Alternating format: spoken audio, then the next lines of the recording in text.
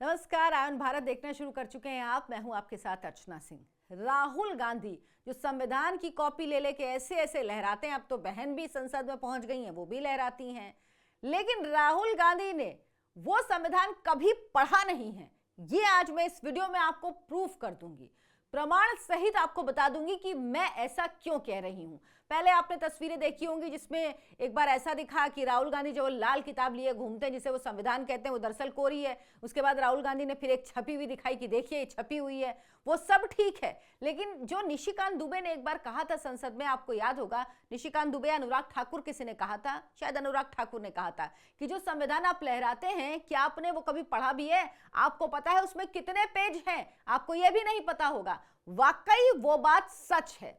और संसद में किस तरह से लोकसभा में आज राहुल गांधी बगले झांकने लगे, राहुल गांधी को लगा कि ये तो उम्मीद नहीं थी। और उसके बाद कांग्रेसी चिल्लाने लगे, कांग्रेसी रोने लगे कि बाप रे बाप, राहुल के साथ ये क्या कर दिया, ऐसा कैसे कोई बोल सकता है विपक्ष के नेता के खिलाफ, इस तरह के शब्दों का कैसे इस्तेमाल कर सकता है विपक्ष के नेता को। क्या विपक्ष का नेता क्या होता है, इसकी मर्यादा पता है?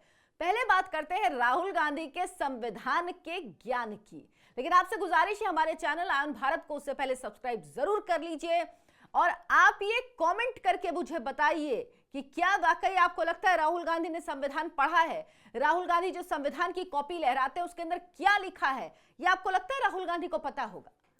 संभल में जो कुछ हुआ सारी खबरें आप लोग देख चुके हैं, आप लोगों को पता है। अब राहुल गांधी संभल जा रहे थे अपनी बहन प्रियंका गांधी वाड्रा के साथ। उन्हें लगा उन्हें संभल जाना चाहिए। क्यों? संभल की घटना तो 25 तारीख की है, काफी दिन हो गए। अब क्यों लगा राहुल गांधी को? और अब तक रुके हैं तो 10 दिसंबर तक रुक जाते। 10 दिसंबर को सरकार ने कहा है कि उसके बाद जो चाहे वो जा सकता है। लेकिन राहुल गांधी पहुंच गए कल ही कि नहीं, मैं जाऊंगा, मैं जाऊंगा, मैं जाऊंगा। गाजीपुर बॉर्डर पहुंचे, जो दिल्ली और यूपी का बॉर्डर है। दोनों भाई बहन पहुंचे और उसके बाद प्रदर्शन कर रहे थे, सरकार रोक रही थी। लेकिन दरअसल इसकी वजह क्या थी, ये भी पहले आपको शॉर्ट में बता देती हूं। राहुल गांधी को लगा कि अखिलेश यादव उनसे नंबर ज्यादा हासिल कर ले रहे हैं, अखिलेश यादव के लोग वहां जाने के लिए परेशान हैं, अखिलेश यादव उनसे रेस में आगे निकल जाएंगे। जिस तरह से सदन में राहुल गांधी का साथ छोड़ दिया अखिलेश यादव और टीएमसी ने। राहुल गांधी अडानी अडानी अडानी अडानी चिल्ला रहे थे। अखिलेश यादव ने कहा जी हमें कोई मतलब नहीं, हमें तो संभल की बात करनी और हम जा रहे हैं, संभल की बात करेंगे हम लोकसभा में, हम करेंगे।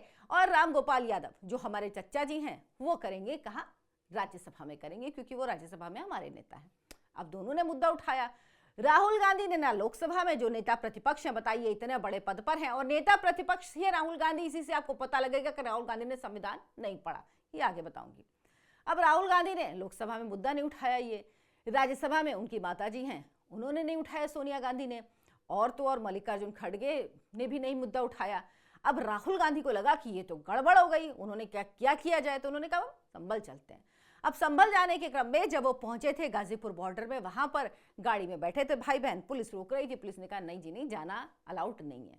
तो राहुल गांधी ने कहा कि मैं एलओपी का नेता हूं, मैं एलओपी हूं, मैं विपक्ष का नेता हूं लोकसभा में, आप मुझे कैसे रोक सकते हैं, ये मेरा संवैधानिक अधिकार है। और जो एक बंदा उनके संग था उससे कहा संविधान निकाल के दो, उसने संविधान निकाल के दिया। और उसके बाद बहन प्रियंका गांधी वाड्रा, जो पहली बार सांसद बनी है, भारी मतों से जीती, आखिरकार उनकी मां ने, उनके भाई ने उन्हें संसद में जाने की इजाजत दे ही दी।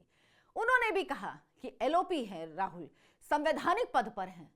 अब इन कम अकलों को कौन बताए, एलओपी, नेता प्रतिपक्ष, लीडर ऑफ ऑपोजिशन, कोई संवैधानिक पद नहीं होता है। राहुल जी जो संविधान आप दिखा रहे हैं उसको पढ़ तो लीजिए और केवल ये बता दीजिए उसके किस नंबर पेज में लिखा है कि एलओपी संवैधानिक पद होता है। सिर्फ ये बता दीजिए, इस पेज नंबर पे लिखा हुआ है कि एलओपी संवैधानिक पद होता है। किस संविधान में लिखा हुआ है? इस देश के संविधान में तो लिखा नहीं है। आपने इटली का संविधान पढ़ा हो तो मुझे उसकी जानकारी नहीं हो, आप वहां के संविधान के हिसाब से बात कर रहे हो तो मैं कुछ कह नहीं सकती। लेकिन दोनों भाई बहन, राहुल गांधी 2004 से चुनावी राजनीति में है, उनको यही नहीं पता है कि नेता प्रतिपक्ष का पद कोई संवैधानिक पद है ही नहीं, संविधान में उसका कोई जिक्र ही नहीं है। और 1947 से लेकर 1977 तक जब जवाहरलाल नेहरू और मतलब उनके पिता की दादी, राहुल गांधी के पिता की दादी इंदिरा गांधी, या उनके पिता के नाना जवाहरलाल नेहरू, जब तक प्रधानमंत्री रहे कोई पद नहीं था भाई। 1977 तक एलओपी का पद ही नहीं दिया जाता था। और कह रहे संवैधानिक पद है, ये हमारा संवैधानिक अधिकार है। मतलब राहुल गांधी को लगता है कि अब वो एलओपी हैं तो वो प्रधानमंत्री देश के हो गए हैं। उनकी दिक्कत ये है। राहुल जी थोड़ा सा ज्ञान ले लीजिए, आपके आसपास अगर इतने ज्ञानी हैं तो उनसे कहिए कुछ पढ़ के ही आपको बता दिया करें। और प्रियंका जी आपसे तो उम्मीद ही क्या करनी, आप तो पहली बार गई हैं लोकसभा में, आपको तो पता ही नहीं है कुछ, तो कुछ थोड़ा आप लोग पढ़ लिख लिया कीजिए। एलओपी जो होता है वो संसद के अंदर, सदन के अंदर उसका वो रोल होता है। सदन के बाहर एलओपी जैसा कोई पद नहीं है। सदन के बाहर आप एक सामान्य सांसद, एक पार्टी के नेता ही हैं, इससे ज्यादा कोई हैसियत नहीं है आपकी। जो एक किसी भी सांसद की हैसियत होती है वही एलओपी की सदन के बाहर हैसियत होती है। और सदन के अंदर आप एलओपी हैं, लेकिन एलओपी की भूमिका आपने निभाई कब है? एलओपी जैसा कोई व्यवहार आपने किया कब है?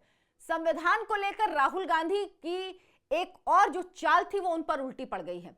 दरअसल राहुल गांधी लगातार जब से सदन चल रहा है, जब से सत्र शुरू हुआ, आप देख रहे होंगे हंगामा हो हल्ला हंगामा, सदन नहीं चलने देते अडानी, और संविधान के मुद्दे पर कहने लगे डिस्कशन कराइए डिस्कशन कराइए डिस्कशन कराइए।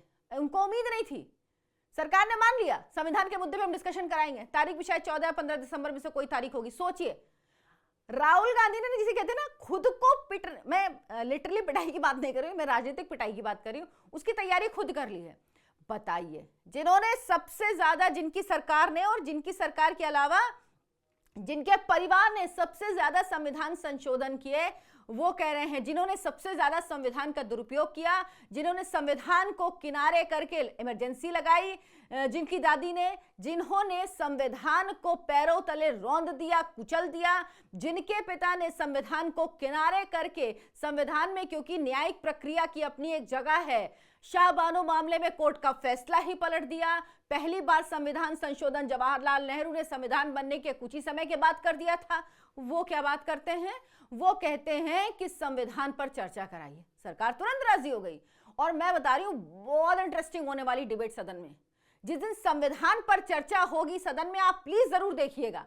मैं बता रही हूं इतनी धुलाई होने वाली, राजनीतिक धुलाई की बात कर रही हूं मैं, इतनी धुलाई होगी राहुल गांधी की, इतनी धुलाई होगी, इतनी धुलाई होगी कि वाकई निश्चित है वो सदन से भाग जाएंगे। जो अक्सर वो लोग करते हैं, सदन से भाग जाते हैं। वो क्या, वो अला बला ब्ला ब्ला ब्ला ब्ला जो हम कहते हैं ना, वो बोलेंगे।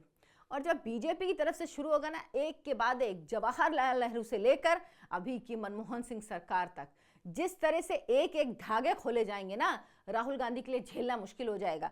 उसी तरह से रोएंगे जैसे आज वेणुगोपाल रो रहे हैं।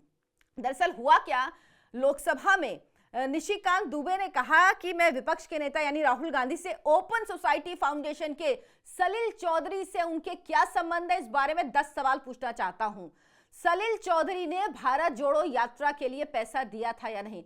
Open society foundation George Soros का संगठन है, जो भारत में, जिसने कहा था कि भारत के लिए 1000 करोड़ रुपए मैंने रखे हुए ताकि यहां पर मोदी दोबारा प्रधानमंत्री ना बन पाए।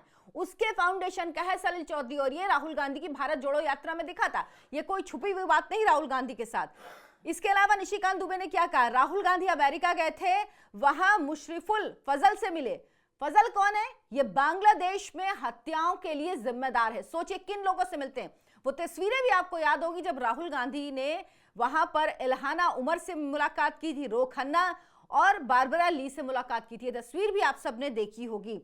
ये वो लोग हैं जो मोदी विरोध करते हैं। सिर्फ इतना ही नहीं, ये वो लोग हैं जो कश्मीर में भारत के स्टैंड का विरोध करते हैं और जाके पाकिस्तान के साथ खड़े होते हैं, खुलेआम पाकिस्तान का समर्थन करते हैं और इंटरवेंशन की बात करते हैं। ये वो लोग हैं जो भारत तोड़ने की बात करते हैं। दरअसल ये सब बातें जब निशिकांत दुबे ने कही तो राहुल गांधी तिलमिला गए। उन्होंने कहा कि राहुल गांधी उन लोगों से मुलाकात करते हैं जो भारत को तोड़ना चाहते हैं। नरेंद्र मोदी की अगुवाई में देश को तरक्की मिल रही है और विपक्ष इसे गलत साबित करना चाहता है। एक संस्था है मीडिया पार्ट, उसने अपनी रिपोर्ट में बताया कि OCCRP संगठन ये काम कैसे करता है, कैसे संसद की कार्रवाई को रोका जाए, जो राहुल गांधी करते हैं। आप देखिए, हर संसद के सत्र से पहले कोई ना कोई अंतरराष्ट्रीय मीडिया से खबर आती है। इस बार भी अडानी को लेकर खबर आई। अडानी को लेकर क्या खबर आई थी जिस पर इतना हंगामा राहुल गांधी ने मचाया हुआ है? अमेरिका में एक कंपनी को यह कहा गया कि भारत में रिश्वत देने की बात कही गई। मतलब मैंने सोचा, मैंने किया नहीं, और सोचने पे कभी भी कानून काम नहीं करता। और ये कौन से 4 राज्यों की सरकारें हैं, उनमें कोई भी एक बीजेपी शासित राज्य नहीं है। तो किस तरह से राहुल गांधी बीजेपी नेताओं पर उंगली उठाएंगे, किस तरह से नरेंद्र मोदी पर उठाएंगे। उसमें कांग्रेस शासित भी राज्य है, उसमें बीजेडी भी का भी राज्य है, उड़ीसा, जब वहां पर नवीन पटनायक की सरकार थी। तो किस तरह से, इसीलिए विपक्ष ने खुद को अलग कर लिया। और आपको पता ही होगा, जो एक प्रिय हैं शरद पवार, वो तो अडानी की तारीफ करते रहते हैं। उनके भतीजे का एक पेपर निकलता, उसमें भी अडानी की तारीफ की गई थी। तो वो तो इस पर बोल नहीं पाएंगे, वो तो इस पर कह नहीं पाएंगे। राहुल गांधी इसीलिए अकेले पड़ गए क्योंकि विपक्ष को समझ में आ गया कि इस मुद्दे में कुछ रखा नहीं है।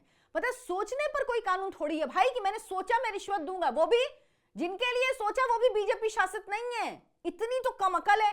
ऐसे मुद्दे को लेकर सदन का सत्र बर्बाद कर रहे थे, ये हो हल्ला मचा रहे थे, कार्रवाई नहीं होने दे रहे थे, लेकिन अब सब उल्टा पड़ गया। तो अब क्या कर रहे हैं, कुछ भी बोल रहे हैं, कुछ भी बोल रहे हैं। उसके बाद जब इनसे सवाल पूछे जाते हैं तो तिलमिला जाते हैं। गौरव गोगोई से के संग निशिकांत दुबे की अच्छी से बहस हुई और राहुल गांधी से क्या पूछा, क्या आप खालिस्तान समर्थकों और कश्मीर तोड़ने वालों से नहीं मिले? वो नाम जो मैंने आपको बताया, चाहे इल्हाना उमर हो, चाहे खंडारो हो, ये सब बारबरा हो, ये सब वही लोग हैं जो भारत तोड़ने वाला गैंग है वो है। और ये जॉर्ज सोरोस की ओपन सोसाइटी जो है, ये भारत को तोड़ने का, भारत में मोदी प्रधानमंत्री ना बने इसके लिए हजारों करोड़ रुपए बहा रहा था, जहां से इन सब की फंडिंग आ रही थी, जिसमें ये सब काम कर रहे थे। अच्छा, गौरव गोगोई क्या कह रहे हैं, भाजपा झूठ बोल रही, संसद नहीं चलने देना चाहती, राजीव गांधी, माफ कीजिएगा, राहुल गांधी देश में शांति कायम करना चाहते हैं। पीएम मोदी ने जिस तरीके से मणिपुर में आग लगाई वैसे ही संभल में लगाना चाहते हैं। तो मेरा सवाल यह है, संभल में किसने आग लगाई? उन्होंने खुद लगाई जो पथराव कर रहे थे। भाई वो मुसलमान है, उनसे क्यों नहीं कहते? अच्छा, एक इनका कॉन्सेप्ट बहुत सही मुझे लगता है, बहराइच में अगर हिंदू गोपाल मिश्रा मरे तो वो पीड़ित होते हुए उससे किसी को हमदर्दी नहीं होगी। एक रत्ती आपने किसी विपक्षी नेता के मुंह से एक बात सुनी उसके लिए, गोपाल मिश्रा के लिए? तब तो कम ही बता देंगे, नारे लगा रहे थे, झंडा उखाड़ रहे थे, ये कर रहे थे, वो 50 चीजें बता देंगे। लेकिन जो आरोपी हैं उनसे इनको तुरंत हमदर्दी हो जाती है। आरोपियों की हमदर्दी में तुरंत उतर आते हैं, आरोपियों की हमदर्दी ये करने लगते हैं। क्यों? क्योंकि वो मुसलमान है, ये इनका दिमाग है। हिंदू अगर पीड़ित भी है तो वो गलत है, उससे इनको हमदर्दी नहीं है। लेकिन मुस्लिम अगर आरोपी है तो उससे के लिए भी इनका दिल धड़कता है, उसके लिए भी इनके जो अंदर की भावनाएं हैं कुलाचे मारती रहती हैं। राहुल जी को संविधान की समझ है नहीं। अब तो सबसे इंटरेस्टिंग होगा जब संविधान पर बहस होगी लोकसभा में, तब देखना होगा कि क्या होता है और किस तरह से राहुल गांधी निकल के भागते हैं। अब इसके बाद जब सब कुछ हो रहा है इतना कुछ संसद में, तो उसके बाद जयराम रमेश क्या कह रहे हैं, वेणुगोपाल भी कह रहे हैं, वेणुगोपाल कह रहे हैं कि केरल से सांसद वेणुगोपाल हैं जो कह रहे हैं लोकसभा में जो हुआ वो दुर्भाग्यपूर्ण है। पार्टी नेताओं ने राहुल के संभल जाने के मुद्दे को उठाया, स्पीकर ने शून्यकाल में भाजपा का निशिकांत दुबे को बोलने की अनुमति दी। संसद के इतिहास में इस तरह की भाषा का इस्तेमाल नहीं हुआ।